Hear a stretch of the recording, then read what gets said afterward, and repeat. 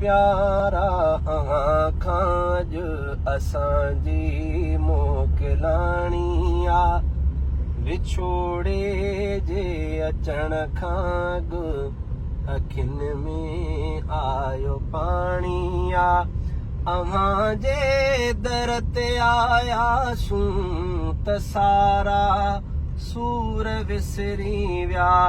करारनि में हुयासूं अॼु करारनि जी पुॼाणी आ। पीरी प्यारा अव्हां खां अॼु असांजी मोकिलाणी आ। अव्हां सां आशिकी अहिड़ी इबादत था मञूं उनखे। अव्हां जे याद में तड़पण बेराहत था मञूं उनखे। अव्हां वटि रब पहुचायो इनायत था मञूं उनखे। अव्हां वटि जेको तरसियासूं सआदत था मञूं उनखे। अव्हां जी सिक अञा साॻी अमानत था मञूं उनखे।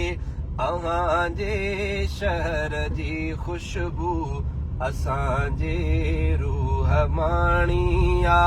अव्हां जे शहर जी ख़ुशबू असांजे रूह माणी आ। पीरी प्यारा अव्हां खां अॼु असांजी मोकिलाणी आ।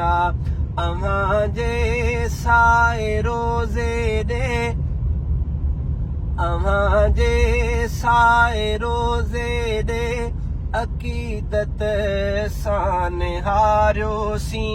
निहारींदे निहारींदे अंदर पंहिंजे खे ठारियोसीं।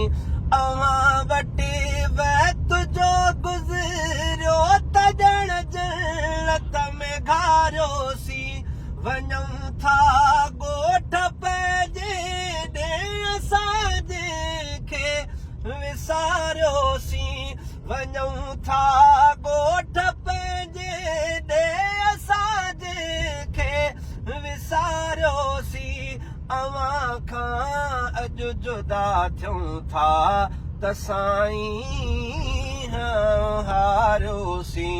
ख़ुदा शल जल्द मोटाए इहा हसरत निमाणी आ।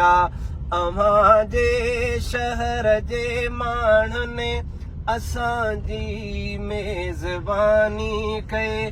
वॾी सिक प्यार सां प्यारनि कुशादा दिल थी मानी कई। अव्हां तरफ़ां असां ते ॼण उन महिरबानी कई। असां माण्हू किना को छा भलार ख़ानदानी कई। असां परदेस में साईं उन्हनि पर क़दरदानी कई। हक़ीक़त आ हबीबुल्लाह न कूड़ी हीअ कहाणी आ। पीरी प्यारा अव्हां खां अॼु असांजी मोकिलाणी आ। विछोड़े जे अचण खां अॻु अखियुनि में आयो पाणी आ। वरी ॿीहर धणी ताला अव्हां जे दर घुराईंदो।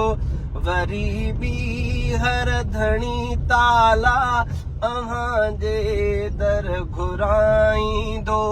रफ़ीक अहमद खे साथिन सूधो ॿीहर बि खिलाईंदो। असांजे अर्ज़दार खे अघाईंदड़ अघाईंदो। वरी साॻे तरीक़े सां अव्हां वटि रब टिकाईंदो।